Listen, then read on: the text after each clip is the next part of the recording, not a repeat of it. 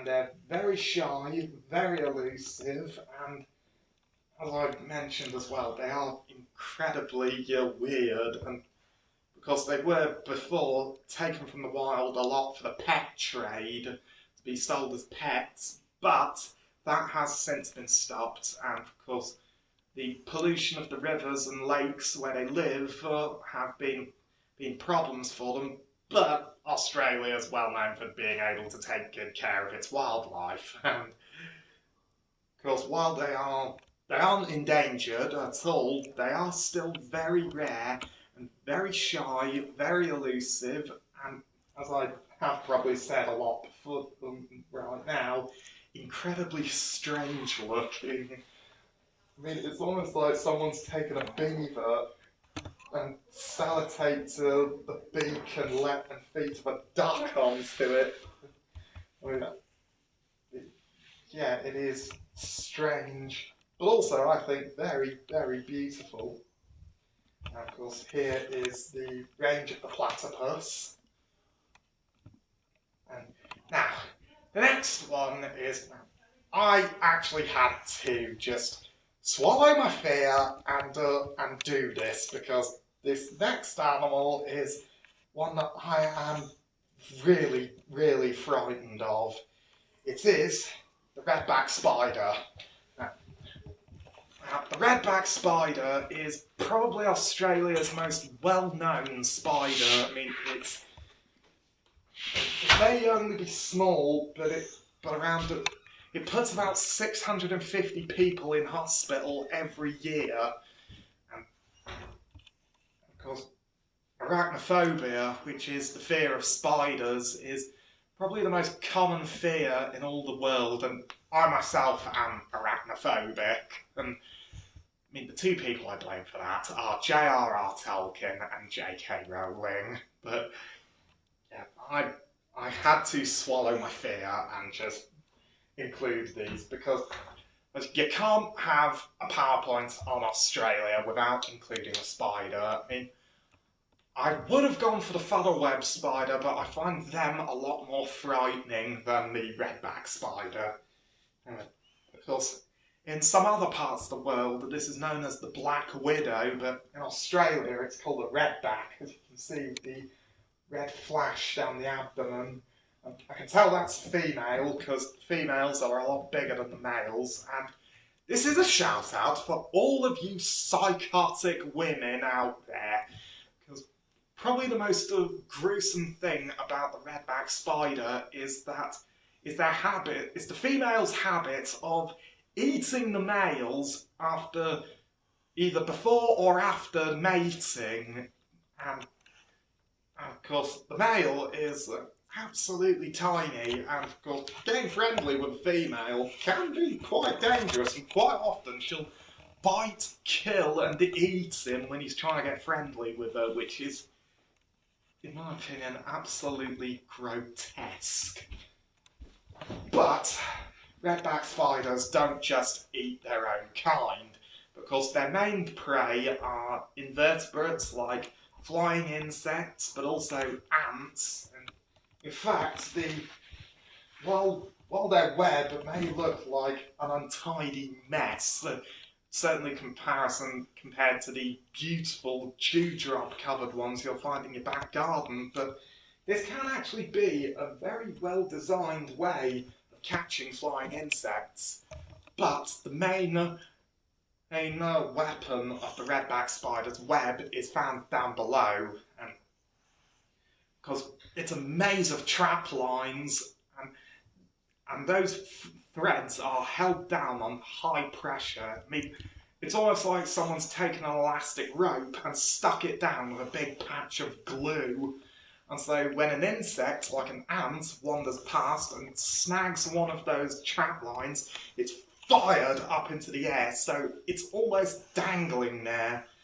And of course, while they mainly ensnare ants, as you can see here, the threads of the redback are strong enough to catch lizards and even large trapdoor spiders.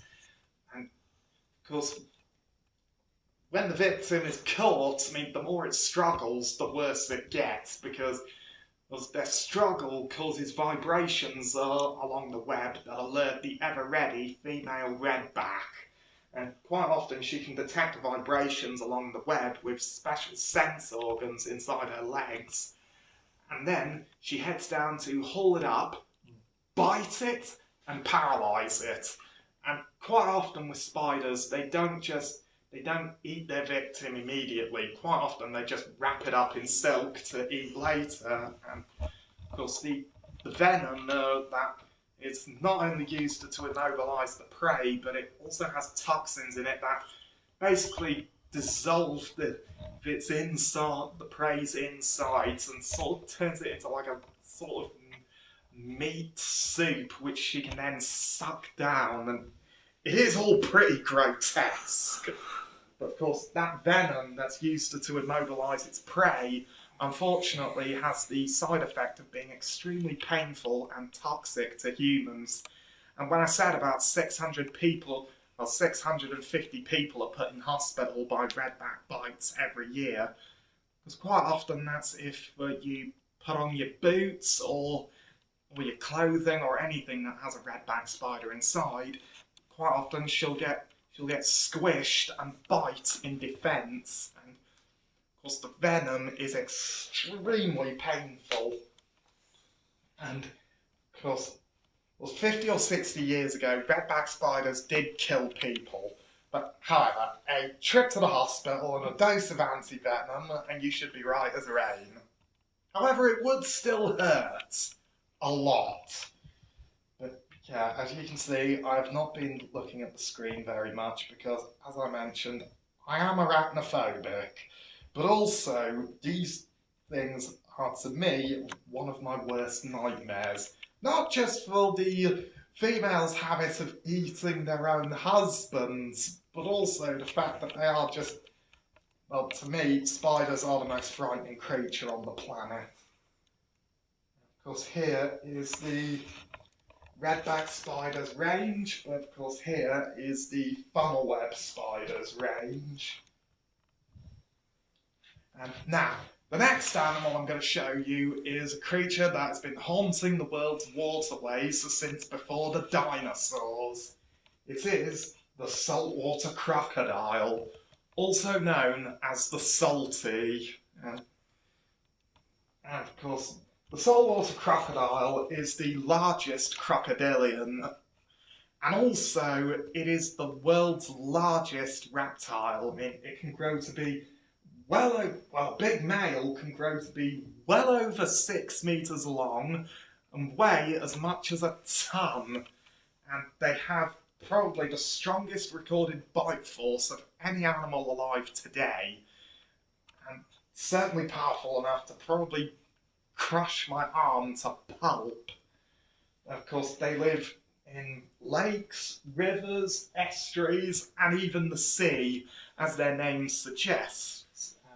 Like all members of the crocodilian family, they have a very, very keen sense of smell, sight, and hearing, but also running along their lips are special sensors that mean they can detect vibrations in the water.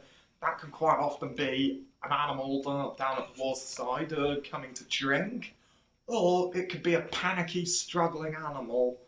I mean, a lot of what they feed on are things like marsupials, like kangaroos, as well as pigs, buffalo, and also they do eat fish and amphibians, and even in the sea they can even hunt small sharks, and this is one of the very few animals that does see us as food. So they will, on occasion, hunt, kill, and eat a human being. And if they do attack people, they very rarely leave survivors. Of course, the only time people are ever killed by a saltwater crocodile is either when they when they're drunk and go swimming in their territory at night, or when a saltwater croc starts to hang around too close to people and they start picking up scraps from them that can occasionally cause them to turn to being a man-eater. course, when I said about another thing about the saltwater crocodile is that crocodiles quite often have a reputation for being cold, hard dinosaurs or mindless killing machines.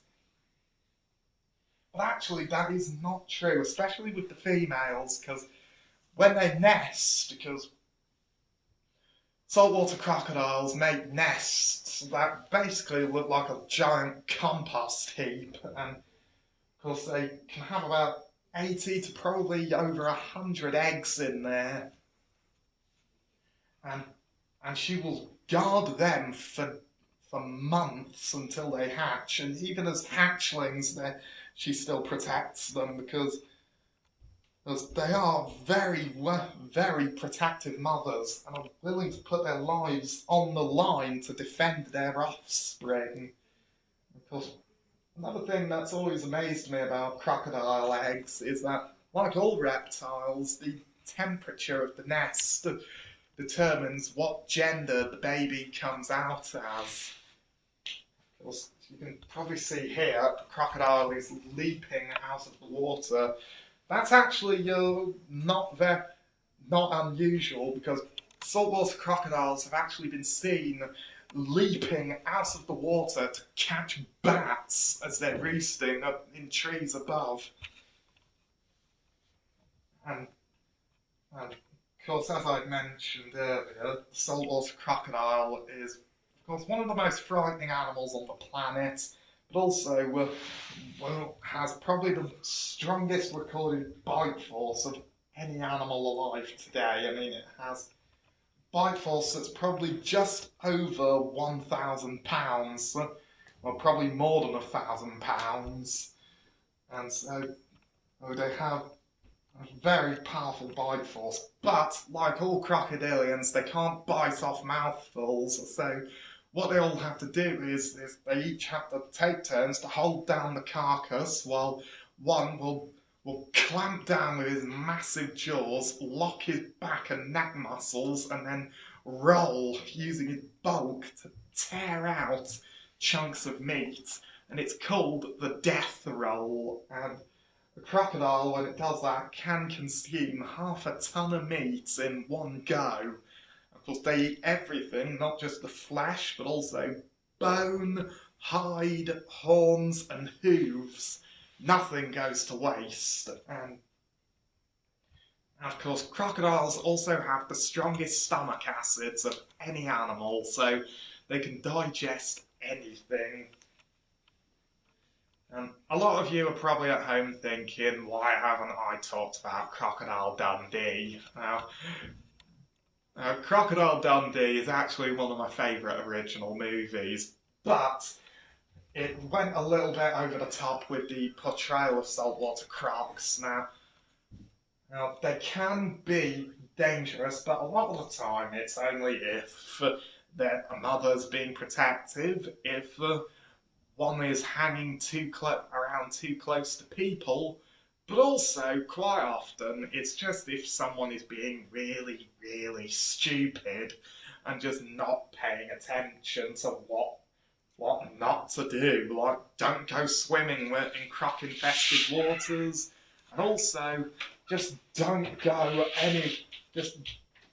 basically just don't provoke them or give them the choice to hunt you. And of course, here is their range, and as you can see, they're not just found in northern Australia, they're also found in Papua New Guinea, Indonesia, and parts of Southeast Asia. Now, the next animal I'm going to show you is probably the most venomous creature on the planet. It is the box jellyfish. Now, box jellyfish are found, well, these jellyfish are found in northern Australia's coastlines. Of course, from October to April, they make the seas of northern Australia unswimmable. I mean, in populated areas like around Queensland or Darwin, if you're in a city, when box jellyfish make the seas of that time of the year, unswimmable. The only place you can swim is in a